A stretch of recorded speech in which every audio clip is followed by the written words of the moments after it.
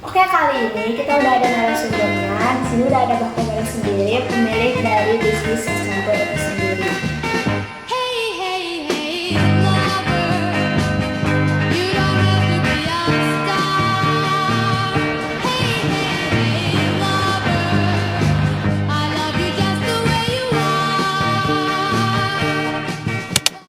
Assalamualaikum warahmatullahi wabarakatuh. Halo listeners, jadi hari ini kita akan mewawancarai salah satu tokoh inspirasi yang memiliki usaha es campur. Siapa ya kira-kira?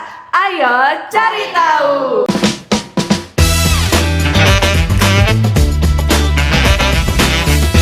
Nah, dari sini sebenarnya apa sih alasan Abah untuk memilih jenis usaha es campur ini?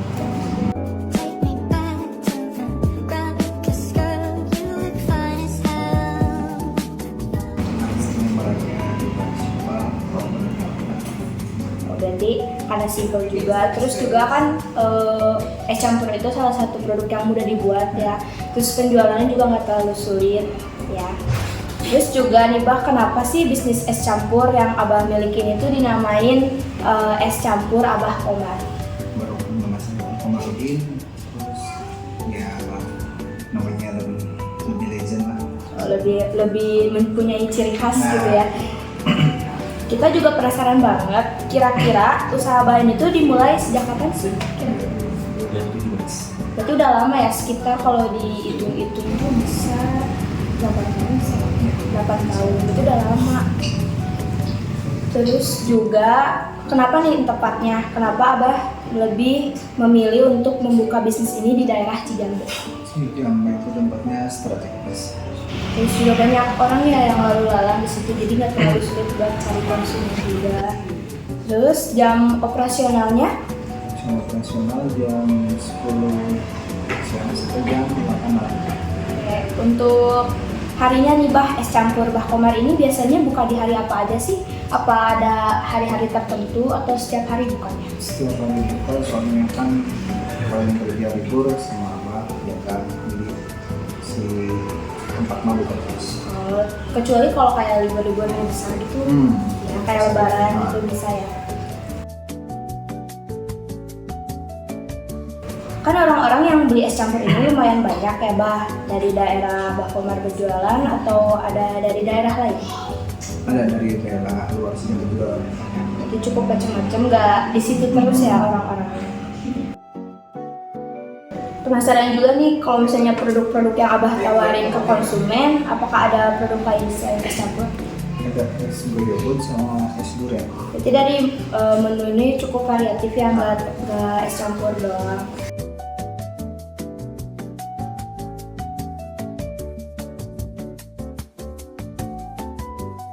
Terus kita tanya seputar bahan baku nih Bah. Bahan baku apa aja sih yang digunain di es campur Bah Komar ini? Bahan bakunya kayak kelapa.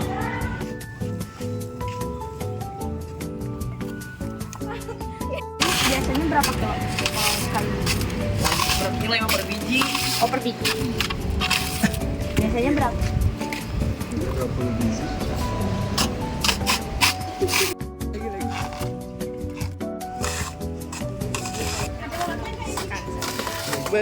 Sepotong, terus agar-agar sama mangkal alpukat.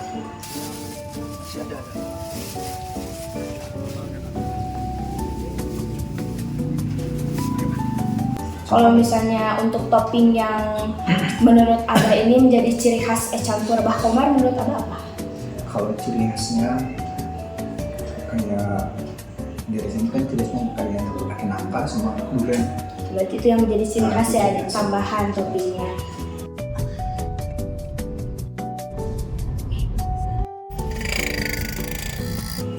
Abah ini beli bahan bakunya di mana? Apakah di pasar terdekat atau udah punya toko langganan? Udah punya potongan Kenapa memilih langganan di tempat itu? karena lebih murah, terus bahannya udah enak, kualitasnya lebih bagus.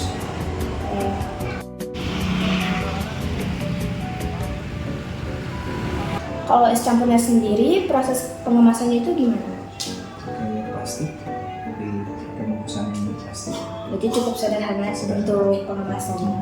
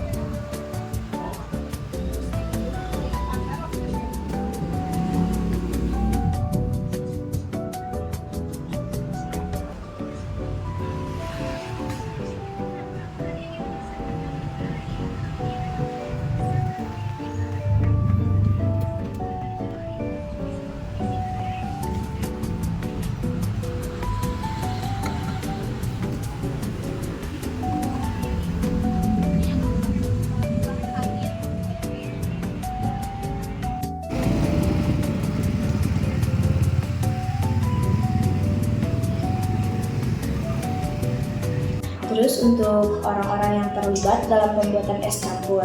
Nah, Mbah Komar bisa sebutin nggak kira-kira siapa sih yang terlibat di pembuatan es campur? Pembuatan es campur paling polisi dan kedua yang dipegang.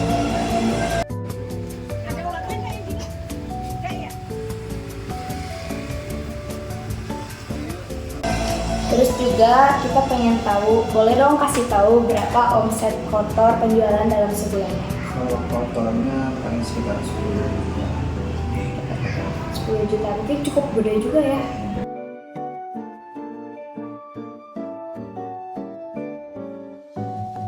Nah, kan Abah Komar ini jualan es campur udah lama ya, kayak cukup 8 tahun. Terus juga udah jadi legenda lah di situ. Terus pernah gak Abah mengalami kesulitan yang dialami selama Abah berbisnis es campur ini?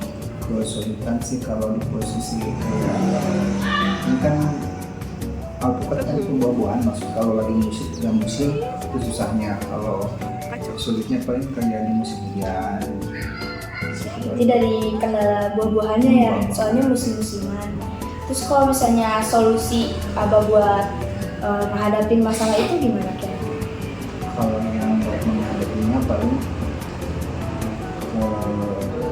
dijual via online, terus sekarang ya ditawarin teman-teman kita suka aja. Jadi ada cara lain untuk kayak menawarkan ke konsumen ya, gak harus beli di tempatnya berarti.